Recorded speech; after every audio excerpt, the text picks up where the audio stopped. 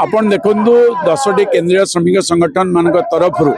ये जो बंद डाकरा दिखाई धर्मघटर आह्वान दिखाई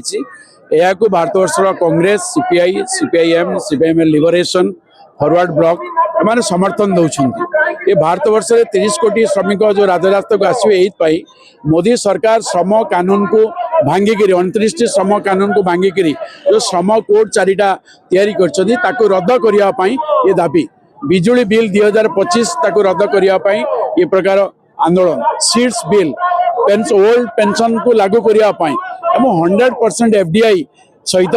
जो जड़ित रही दाबी करी बंद करने आम दाबी करुँ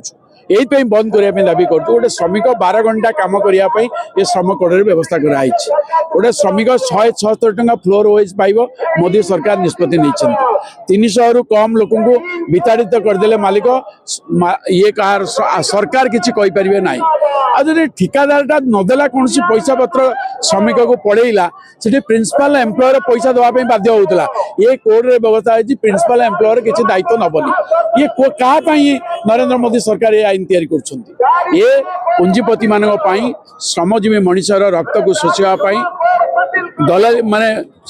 दासत्व स्वीकार करने गोलामी करने आउ एक गोलामी सभ्यता श्रमिक मान भर तैयारी करने मोदी ये प्रकार जो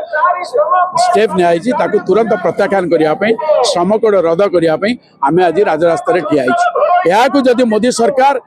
सीरियसली न होश में न आसती आगामी दिन में ये आंदोलन क्रमागत भाव चलो से मोदी दायी रहे।